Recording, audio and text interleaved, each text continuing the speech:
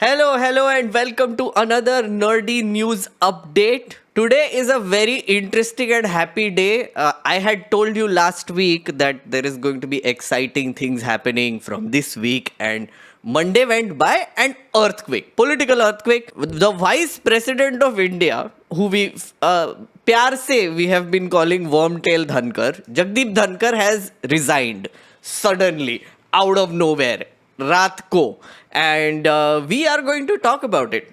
I have done something. I have gathered many theories and gossip from different sources. So we are going to discuss that. The many theories and reasons why Jagdeep Dhankar has resigned. He has given health as the reason, which I severely doubt. But yeah, we are going to talk about that. The other thing is, there is a very interesting thing happening. The Supreme Court seems to be putting our extortion directorate in its place. The enforcement directorate has been called out recently. There is a bit of a update on that. I thought it's important. And the third thing is the Bihar SIR.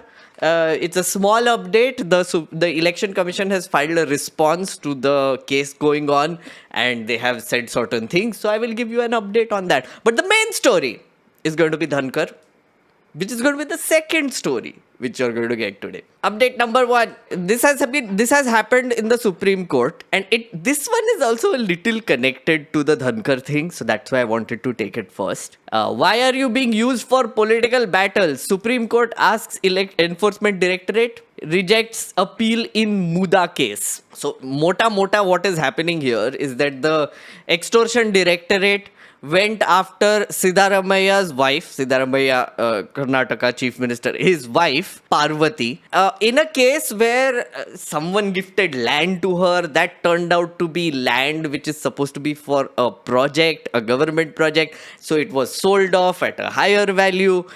Yada yada. So the enforcement directorate summoned the wife of Siddaramaiah, who is BM Parvati, and the ED essentially wanted to question her. So they went to court. The Karnataka High Court said that no, you're not going to call her.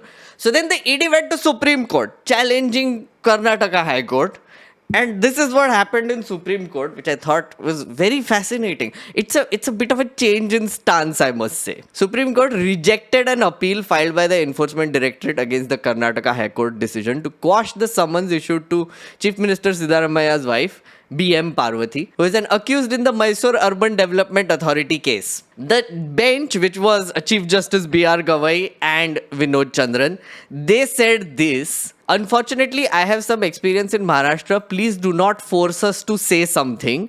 Otherwise, we have to say something very harsh about the Enforcement Directorate. Let political battles be fought among the electorate. Why are you being used for it? So this is the bench addressing the Enforcement Directorate here. And then the ASG, which is the Enforcement Directorate ka lawyer, he said, okay, we will withdraw, but let it not be treated as a precedent.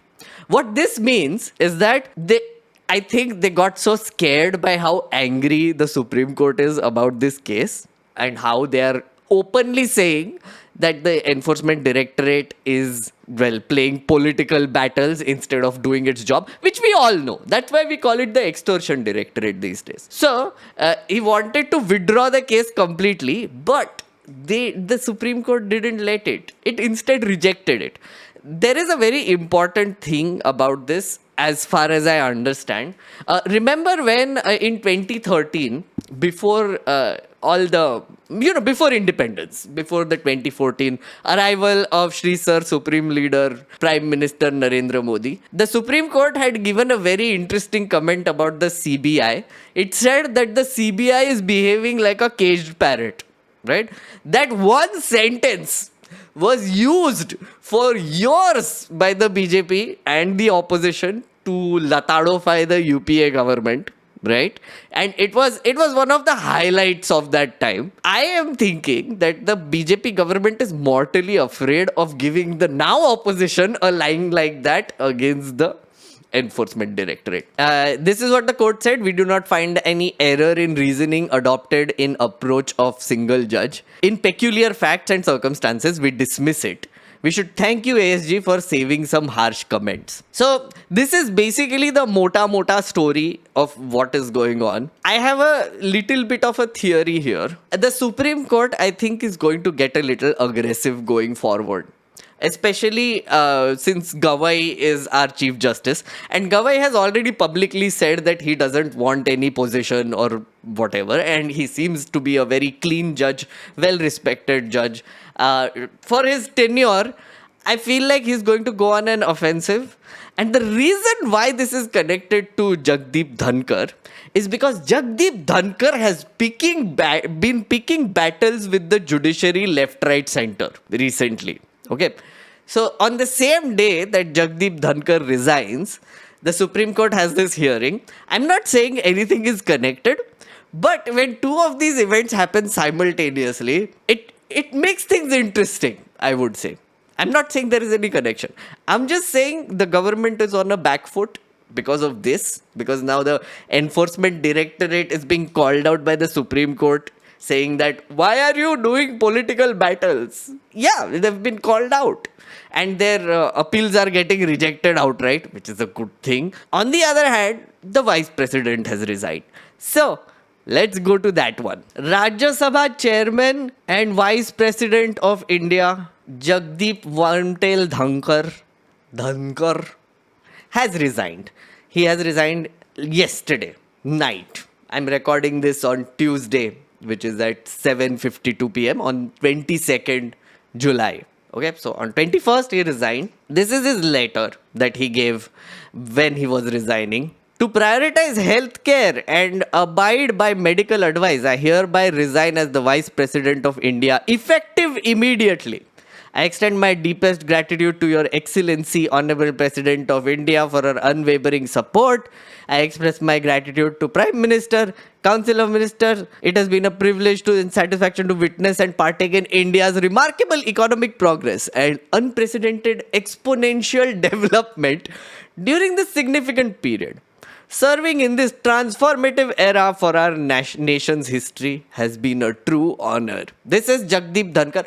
In case you don't know Jagdeep Dhankar, I'm going to remind you with this glorious clip, which I mean, let Jaya Bachchan tell you who he is or why I have such a problem with him. Honorable members, Jaya Amitabh Bachchan is the last speaker on this point. Please, ma'am. Sir, मैं जया अमिताभ बच्चन ये बोलना चाहती हूँ। मैं कलाकार हूँ, body language समझती हूँ, एक्सप्रेशन समझती हूँ। और सर, मुझे माफ़ करिएगा, मगर आपका टोन जो है is not acceptable. We are colleagues, sir. You may be sitting on the chair. Jaya ji, and I remember when I went to school. Jaya ji, take your seat. Jaya ji, take your seat. Take your seat. Take your seat. Take your seat. Jaya, one second, honorable members. Honorable members. Honorable members. No. बैठिए. Honorable members. बैठिए. I know how to deal with it. बैठिए. Jaya ji, you have earned a great reputation. You have earned a great reputation. You know, an actor is subject to the director. You have not seen what I see from here. Every day, I don't want to repeat. I don't want schooling. I am a person who has gone out of the way. And you say, my tone? No, sit down to you. No, you don't have tone now. My tone? No, enough of it. No, enough of it. You can't have it. You may be anybody. You may be a celebrity. You have to understand the decorum. No, nothing doing. Nothing. No, not at all. I will not bear it. One second. Yes. Full effect ले लो Wormtail Dhankar का. He's a rude uncle. I was about to say something. Very rude guy. He has been not a great chairman, I must say. He was responsible for suspending so many Rajya Sabha members, in case you have forgotten. He never lets the opposition speak and he goes into like random lecture mode whenever he wants against the opposition. And he's a spineless chairman who was completely favoring the BJP government, and he didn't let the Rajya Sabha function as it should. That's That's basically it. But let us continue a little bit more. 1 second. Please sit down. Please take your seat. No. Nothing Never doing. carry an impression that only you build reputations. We come here build reputations. We live up to reputations. Nothing doing. No. Question number 196. Sushmita Dev. Nothing doing. But I'm so glad he's gone now. So glad. Okay, so let us begin with some theories. First thing, health reasons. He did have a heart procedure in March 2025. He was admitted in AIMS. The Prime Minister went to visit him and everything. So he was complaining of chest pains. So March May, he went and got treated in AIMS, came out and then resumed his duties. Also, I have to point out that in the last few days, the man has been very active. He has been very active. He was there on the chair throughout the day. I mean, it was disrupted, but he was still there. And he was planning a program to Jaipur on the 23rd of July. That was already reported. And he had called a BAC meeting today at 1 p.m. I will tell you what the BAC is. It's called the Business Advisory Committee. Now, the Business Advisory Committee is supposed to set the agenda for Parliament. Essentially, what happens is that it is chaired by the chairman, the speaker, in this case, the chairman, which is Jagdeep Dhankar. Representatives from all parties will come together, and at the beginning of the week, they would decide what will be discussed in Parliament for the rest of the week. So, for example, opposition right now wants to discuss a few things like Operation Sindoor. They want to discuss the Bihar SIR. They want to discuss what Trump did. Bunch of things. So they will bring it up in the BAC. They will try to convince the chairman, who is the chairman of the BAC also. And then it would become a part of the agenda. What they would also decide is how much time to allot for discussions. Okay. This is important. It will come back later. So he called a BAC meeting at 1 p.m. today, right? So having said that, there was no indication that he had any sort of health issues per se. At least I don't buy it, because why would he do all of these things? And plus he was active throughout the day. Anyway, there is something that he's interesting that he said a few days ago. I wanted to play that for you. So this is a speech that he gave on July 10th. माननीय Nand Kumar ji, please, no, you may retire. You may retire. I will retire at the right time. August 2027. Subject to divine intervention. Subject to divine intervention. Seems like the divine intervention has happened. Famous last words. Divine intervention has happened. Poor guy had to resign earlier than he had planned, which is August 2027. He was saying August 2027 is when I will resign. But then divine intervention happened. I mean, he's saying it. And then he was removed. So he had a complete intention of completing the term and not retiring preemptively. So that's what makes all of these health reasons sort of sus. It is kind of sus if you think about it. Now, theory number 2 that is coming up. Is he retiring because he wants to be replaced by someone? What if it's... So I've heard a few names of people he might be replaced by. Again, I'll tell you why this theory doesn't work for me also. But people are saying he might be replaced by Nitish Kumar, Shashi Tharoor or D.Y. Chandrachud. 3 very interesting names. I don't think Nitish Kumar will replace him because man actually has reasons to retire, which is health reasons. Nitish Kumar is genuinely suffering from health reasons right now, so not a great idea to have him as a vice chairman. He will say random things. No point having him as the chairman, my bad, of Rajya Sabha. He'll end up saying random ass things, doing random things on the chair. Nahi hoga. Ye nahi hone wala.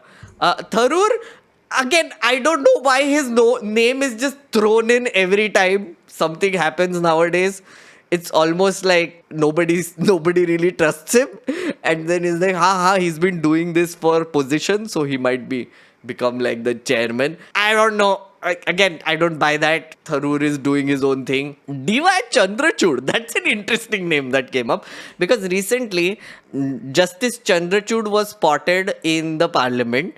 He was attending the One Nation, One Election hearing. He was summoned to talk there or something. So he was in the premises. So then rumors started floating. Why is he here? Is he like angling for a post? Is he like lobbying for something? What is going on? The reason given is the ONOE thing, but what is really going on? So which kind of fueled these rumors also? Now that there is a vacancy there, D.Y. Chandrachud, why not throw his name into the hat? The reason why I don't think these theories really work is because you have to realize that now that the vice president has resigned, there will be an election held. Now there is no timeline given by the constitution on when this election has to be held, but let's say they immediately hold an election, right? There will be many contenders for this position. The way it works is that they will get they will have like a preferential voting system. It's a little complicated, but essentially MPs of both houses, Lok Sabha and Rajya Sabha, get to vote. Every person has to cross a threshold, which is half of the total number of voters plus one. And anybody who doesn't cross the quota will get the votes of the one below them. Again, it's a whole system. But the point is that there will be many contenders coming up for the vice chairman position. We don't know who will win. The BJP is more likely to sort of, win because they have more number of MPs anyway. Both Lok Sabha, Rajya Sabha combined. Plus, there is the NDA allies also to help them with this. But I have to say something. It is a secret vote. It is a secret ballot. Who knows? Now that the political earthquakes have started, who knows what happens? So the replacement theory is not exactly that simple to execute. So I don't know whether this will actually happen. But let's see who comes up. I have no names right now who I think are convincing. But Modi ji has a habit of pulling a rabbit out of his hat. Again, I was about to say something else. But he has a habit of pulling a rabbit out of his hat. And let's see if he comes up with one such rabbit. Ansi Woman is asking if I'm taking bets. Why not? If you have names, suggestions, please comments mein dal do. Put names. We will run a raffle. Now I want you to look at something else. This is a tweet that was done by Jairam Ramesh right after the resignation happened. I thought this was very interesting for multiple reasons because it also ties into one of my theories. Yesterday, Shri Jagdeep Dhankar chaired the Business Advisory Committee of the Rajya Sabha at 12:30 p.m. See, I was telling you, Business Advisory Committee will come back. It was attended by most members, including Leader of House, JP Nadda, and Minister of Parliamentary Affairs, Kiren Rijiju. After some discussion, the BJP decided to meet again at 4:30. At 4:30, the BAC reassembled under the chairmanship of Shri Dhankar. It waited for Nadda and Rijiju to arrive. They never came. Shri Jagdeep Dhankar was not personally informed that the two senior ministers were not attending. Rightly, he took umbrage and rescheduled the BAC to today 1 p.m. See, this is where we got the 1 p.m. BAC. Okay. So, something has happened between these two BAC meetings, right? Okay, a few things that were going to be discussed, which were coming up. One of them is the impeachment notice against Justice Verma. Okay. We will come to that. That is a very important theory here. So something very serious happened between 1 p.m. and 4:30 p.m. as he's saying for the deliberate absence of Shri Nadda and Shri Rijiju from the second BAC yesterday. Now in truly unprecedented move, Jagdeep Dhankar has resigned. He has given health reasons for doing so. Those should be respected. But it is also a fact that there are far deeper reasons for his resignation. While always lauding post-2014 India, he spoke fearlessly for the welfare of farmers, forcefully against what he called ahankar in public life, and strongly on judicial accountability and restraint. Some hints here. Ek to, I don't understand why Jairam Ramesh is suddenly praising him. I don't get it. Like he's saying, to the extent possible under the current G2 ruling regime, he tried to accommodate the opposition. When did he do that? He was a stickler for norms, proprieties, proprieties, my bad, not properties. He was a stickler for norms, proprieties, and protocol which he believed were being consistently disregarded in both his capacities. Man broke a lot of rules in Rajya Sabha. Man was completely pro-government. Man had no spine. Wormtail Dhankar was a worm. Okay, so he had no spine. He was never standing up to the government. What is interesting is why is Jairam Ramesh suddenly praising him and saying that he was a stickler for the norms? What is going on? Shri Jagdeep Dhankar's resignation speaks highly of him. It also speaks poorly of those who had got him elected as vice president in the first instance. It's weird. It's weird. Now, one of my theories which is connected to this, I told you in the last Friday hype stream and earlier as well, there is a very interesting impeachment hearing that is coming up in the parliament. So, Justice Verma, TLDR, Justice Verma, who was found having a lot of cash in his shed which burnt down, which there was a whole cover up there. Then the Supreme Court got into action, and now finally it has reached a stage where Justice Verma might be impeached. So Rajya Sabha and Lok Sabha, there were notices filed in both houses, right? There is interesting rumors. Now this is rumor territory a little bit. I'm just telling you right now. There were rumors that the Modi government wanted that impeachment to go through, but in the Lok Sabha first. Notices were filed in both Lok Sabha and Rajya Sabha simultaneously. In Rajya Sabha, Kapil Sibal led 50 members. 50 members have to sign a notice to impeach a judge. So he collected those 50 members and filed that notice. And yesterday, as his last act almost, Dhankar accepted that notice, which means that the proceedings will have to start from Rajya Sabha, not Lok Sabha. Again, this is rumor territory. I don't know. But the idea was that the impeachment proceedings should be in control of Om Birla, not Dhankar. And there is a reason for it, because Dhankar has been taking a very anti-judicial stance lately. You must have noticed he's been talking against the judiciary consistently. He opposed the Supreme Court for saying that the governor shouldn't have the power to stall bills that were passed by elected governments. The other thing he did was that he took panga with RSS. Now, Hosbole of the RSS, he had said that the constitution should be changed. He said the preamble should be changed. Jagdeep Dhankar, before anybody else says anything, came in and says, no, we should protect the constitution. So, I think Jagdeep Dhankar has this habit of just saying whatever comes to his mind, and he went a little overboard recently. He started fighting with the judiciary for no reason. And then now that Gavai is there, I think it might have gotten a little ugly, according to me. So, maybe the government got really upset that he's the one who has defied their, order and removed him. They just removed him. Here is something that happened yesterday. Particularly on 8 December 2022 and 19 December 2022, these notices are not in conformity, and I am not able to persuade myself to agree.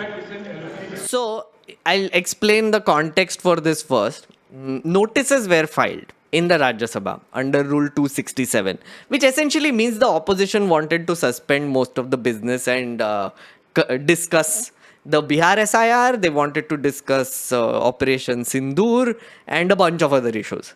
All the notices were rejected. This is again something that Dhankar does very often. Another reason why I think he's a terrible speaker or chairman is that he doesn't let the opposition raise any issues in parliament, even if they are super important. I would say that the Bihar SIR is very important. I would say that the Operation Sindoor thing is also very important. We need answers from the government. He doesn't let them do it. He rejected it yesterday, but something changed. Something changed because after he rejected it, he let the leader of opposition speak. Rare. Leader of the opposition, Sir, please. Leader of the opposition, sir. you told that it is not in conformity with the Sir, rules. excellent. What's sir? I am always helpful, sir. Yes. I said so, sir. Sir, I have given notice under 267 on Pahalgam and Operation Sindoor. Sir, मैंने पहलगाम आतंकवादी हमले और operation सिंदूर के बाद की स्थिति पर rule 267 notice दिया है। ये रूल्स के मुताबिक ही दिया है जो अपने किताब में है। सर, पहलगाम हमला 22 अप्रैल को हुआ था। अब तक आतंकवादी पकड़े नहीं गए, मारे भी नहीं गए और उन्होंने हमको बार बार बताया कि उन्हीं के ऊपर डायरेक्टली मारे गए और वो उसमें मर गए। ये भी खबर हमको मिली। लेकिन Point to note here that the speaker allowed the leader of opposition to speak on the notice. So essentially, this technically he had to argue. Mr. Khadge had to argue why the issue needs to be raised under that notice 267.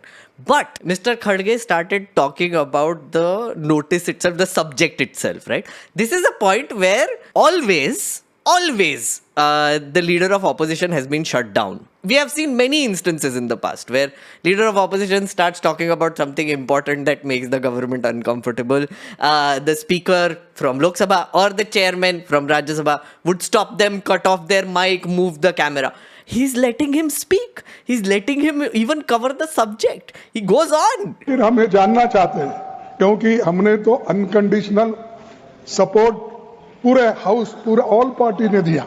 सिर्फ मेरा party एक ही नहीं, सभी पार्टियों ने दिया कि देश को मजबूत बनाने के लिए, देश में एकता रखने के लिए और हमारे आर्मी को मॉरल स्ट्रेंथ देने के लिए हमने अनक्वेश्चन, यानी कोई प्रश्न न करते हुए हमने ये सब कुछ उनको दिया, समर्थन दिया। लेकिन मैं चाहता हूं कि उनके तरफ से हमको मालूमात मिलना चाहिए। जैसा कि पहलगाम हमला 22 अप्रैल को हुआ था। अब तक आतंकवादी पकड़े तो नहीं गए, लेकिन हुआ क्या?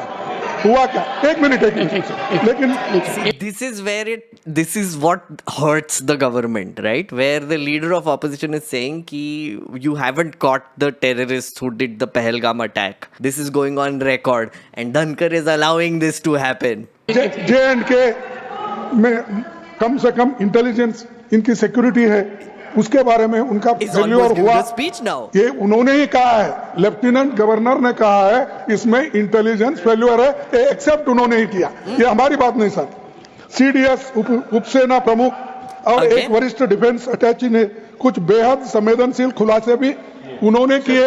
यहाँ पर नहीं, मैं सुनता हूँ उनका, मेरा एक ही मिनट सुनिए। ओनली 1 मिनट मेरा सुनिए, उसके बाद he is giving him enough time to talk. One second. Sir, one second. एक second. The honorable leader of the opposition, 1 second, sir. The honorable leader of the opposition has made his point, and only there are. एक minute. Okay, sir.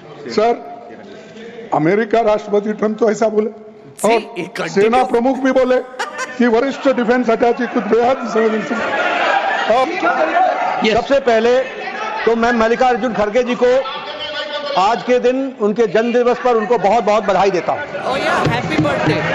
दूसरा, मैं उनसे निवेदन करता हूं कि आपके परमिशन से लीडर ऑफ द ऑपोजिशन को रूल 267 पर, आपके ऑब्जर्वेशन पर उनकी क्या टिप्पणी है, इसके लिए आपने उनको That's exactly what I was saying. उन्होंने रूल 267 के संवैधानिक विषयों पर चर्चा नहीं की। वह उस विषय पर चर्चा करने लगे, ऑपरेशन सिंदूर, जिसके बारे में एक मिनट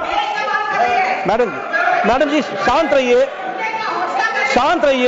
प्लीज देखिए, तर्क में अपनी ताकत होती है, चिल्लाने की जरूरत नहीं होती है। No. So a lot of members are also pointing out this is where the viral clip will come from, which is nothing will go on record. Just look at this and you'll realize. It's a good debate. अरे क्यों चिल्ला रहे हो भाई? Honorable members, तो सुन लो। 1 second, honorable members, when LOP was speaking, there was silence. Please listen to leader of the house. Sir, Shri मैं ये कह रहा हूं नड्डा जी कि खड़गे जी ने ऑपरेशन सिंदूर और पहलगाम के डिस्कशन के माइन्यूट डिटेल्स को डिस्कस करना शुरू कर दिया। वह नियम के विरुद्ध इसलिए है क्योंकि आपने 267 में उनको परमिशन दी थी कि वो संवैधानिक विषय पर चर्चा करें। नंबर 1 सभापति जी। दूसरा, इस हाउस के माध्यम से देश में कहीं यह संदेश नहीं जाना चाहिए कि सरकार पहलगाम और ऑपरेशन सिंदूर पर चर्चा नहीं चाहती। हम चर्चा करेंगे, हर तरीके से करेंगे, और ऑपरेशन सिंदूर के सारी पॉइंट्स को देश और दुनिया के सामने रखा जाएगा। और मैं यह भी बताना चाहता हूं कि आज दिन तक आजादी के बाद इस तरीके का ऑपरेशन नहीं हुआ जो प्रधानमंत्री मोदी जी के नेतृत्व में हुआ है। I am not going into the details of it, but I would like to tell you, अरे गुस्सा मत करो भैया, अरे गुस्सा मत करो, nothing will go on record, whatever I'll say that will go on record, you should know. Yeah, he said this. He said nothing will go on record, whatever I say will go on record. Essentially what he was saying was that the speaker had already said, the chairman Dhankar had already said that nothing will go on record. He just repeated it.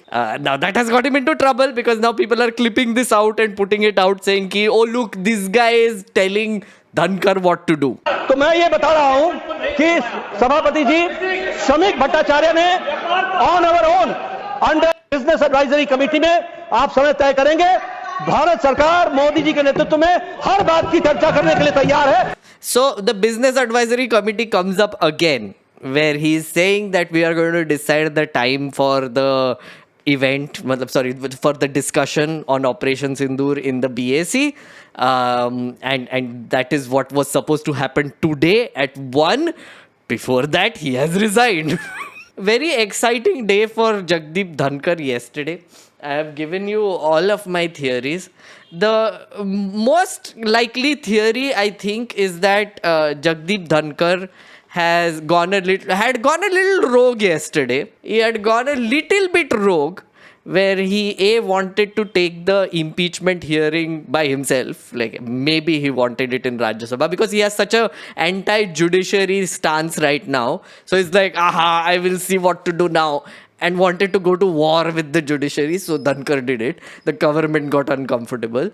The second thing might be that he is, I don't know, maybe he is letting the opposition have a say finally. We saw it. There were instances we saw yesterday where Dhankar is like, yeah, go ahead, Khadgeji.